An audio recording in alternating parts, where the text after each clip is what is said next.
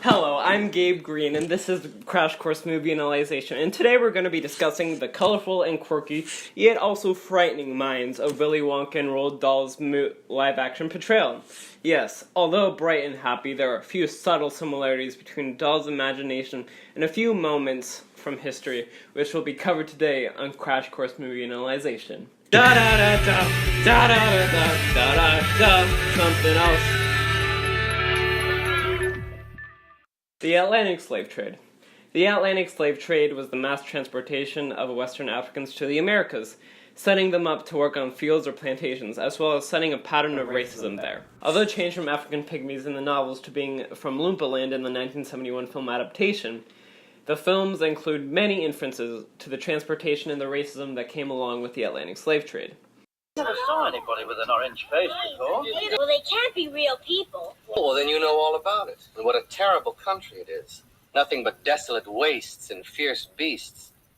And the poor little Oompa Loompas were so small and helpless, they would... And so, in the greatest of secrecy, I transported the entire population of Oompa Loompas to my factory here. Oompa Loompas? Imported, direct from Loompa Land. Hey, Daddy, I want an Oompa Loompa. I want you to get me an Oompa Loompa right away. All right, Ruka, all right. I'll get you one before the day's out. In the movie, the terrible work environment can be shown as well. I've tried it on like 20 Oompa Loompas, and each one ended up as a blueberry. It's just weird. But I can't have a blueberry as a daughter. Be sure that out he comes by God, by grace. A miracle has taken place. A miracle has taken place. I do say that all seemed rather rehearsed. Welcome to Fudge Mountain.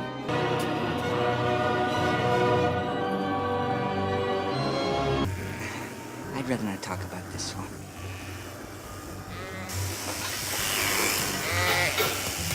You see, nobody ever goes in. Nobody ever comes out. This can also lead to the similarities for their love of singing to cope with the hardships of constant work.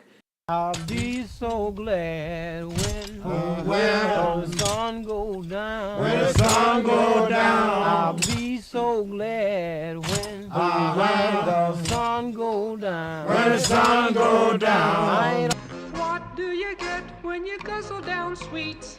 Eating as much as an elephant eats.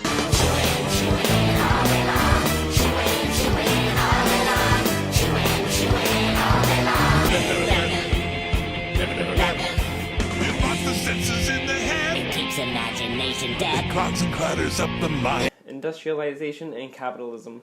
The emergence of new ideas and new products stemming from John Hargreaves' 1770s spinning jenny, to the mass production of goods, to capitalism as we know it today. Willy Wonka is an epitome of how industry has evolved over the years. Growing up with a troubled childhood, Willy Wonka is the mastermind behind many creative candy ideas and creating havoc in the public's interest, becoming a comparison when others say, blank person is the Willy Wonka of blank industry. Lickable wallpaper for nursery walls. Lick an orange, it tastes like an orange. Lick a pineapple, it tastes like a pineapple. This little piece of gum is a 3-course dinner. This piece of gum happens to be tomato soup, roast beef, and blueberry pie. It will have 100 rooms, and everything will be made of either dark or light chocolate. Dairy cream, Whipped cream, coffee cream, vanilla cream, hair cream. And look at my waterfall. That's the most important thing. It's mixing my chocolate. It's actually churning my chocolate. You know, no other factory in the world mixes its chocolate by waterfall. He invented a new way of making chocolate ice cream so that it stays cold for hours without a freezer. Can't you see? It makes everlasting gobstoppers. Did you say everlasting gobstoppers? That's right. For children with very little pocket money. You can suck them forever. Not just in production, the Willy Wonka films also portray similarities in industrial competition. The idea of Mr. Slugworth can stem from this as well. All the other chocolate makers, you see, had grown jealous of Mr. Wonka. They began sending in spies to steal his secret recipes. Fickelgruber started making an ice cream that would never melt.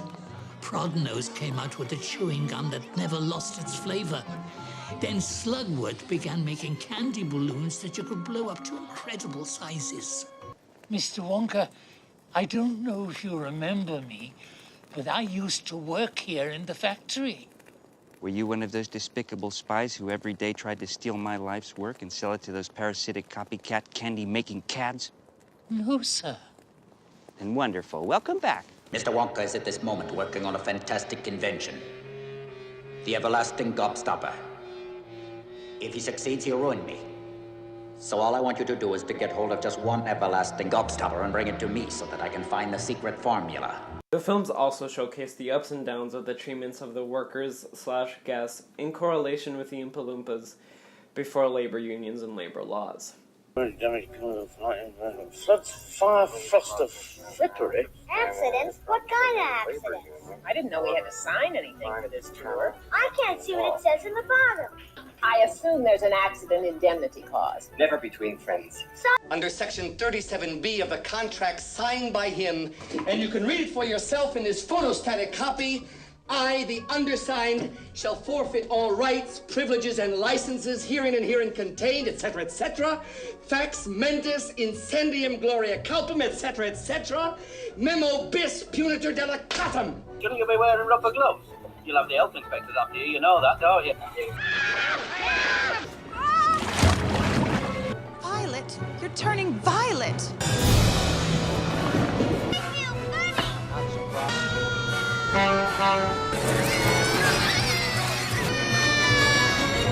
Thank heavens he's completely unharmed. My chocolate! My beautiful chocolate! Hell, police, murder. I'm terribly sorry. Stop! Don't! Oh, well, I'll give it back to you. He was a bad egg. Don't touch that squirrel's nuts. You'll make him crazy. Not that one. Where does the shoot go? To the incinerator. But don't worry, we only light it on Tuesdays. Today is Tuesday. I take good care of my guests. Yeah, you took real good care of that Argus kid over there. Everybody aboard?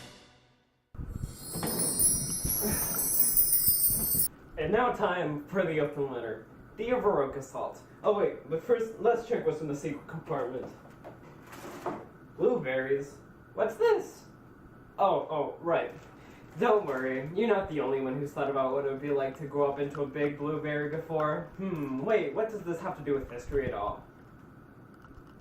Oh, haha, hello Green Revolution, and hello pesticides. Best wishes, Gabe Green. Survival of the fittest. The famous 1859 concept of Charles Darwin's evolution and survival of the fittest is a very notable scientific theory that is learned in almost every bio class. Survival of the fittest. Adaptation. If you don't live up to any of these challenges that nature brings, well, I'm sorry. Willy Wonka and the Chocolate Factory is basically survival of the fittest in its most visible form. Augustus, Phyllis, Farouk, and Mike literally cannot adapt to the factory at all because of their terrible attitudes and lack of mindfulness. All in all, leading to many entertaining and historically loved scenes.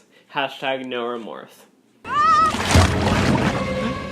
got them! Save him! There he goes. The way that a cow does. Don't care how I want it now. She was a bad egg. Ew, somebody grab him.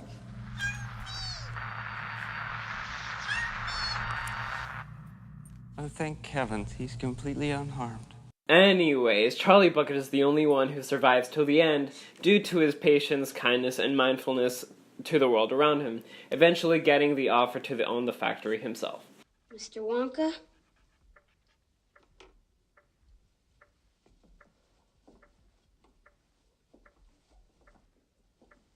So shines a good deed in a weary world. Now, how many children are left? Mr. Wonka, Charlie's the only one left now. You won! You did it! You did it! I knew you would! I just knew you would! I do congratulate you, I really do. I'm absolutely delighted. I had a hunch, you know, right from the beginning. Well done. Come in, Mr. Wilkinson. Charlie, meet Mr. Wilkinson. Pleasure. Slugworth. No, that's not Slugworth. He works for me. I'm gonna give this little boy my entire factory. My factory. My beloved Oompa Loompas. Who would watch over them after I was gone? Charlie, you. That's why you sent out the golden tickets. I invited 5 children to the factory, and the one who was the least rotten would be the winner. So, now next time you're watching either Willy Wonka and the Chocolate Factory film, most things will be ruined now knowing these similarities. What do you think? Tell me more in the comment section below. See you next time. Crash Course Movie Analyzation is produced and directed by me. Our script supervisor is me. The show is written by not my high school history teacher, but me. And our graphics team is non-existent. Last week's phrase of the week was something. If you want to suggest future phrases for the week, or guess this week's, we don't have one. Also, don't ask questions below because we don't have a team of historians. But wait, the Mongols.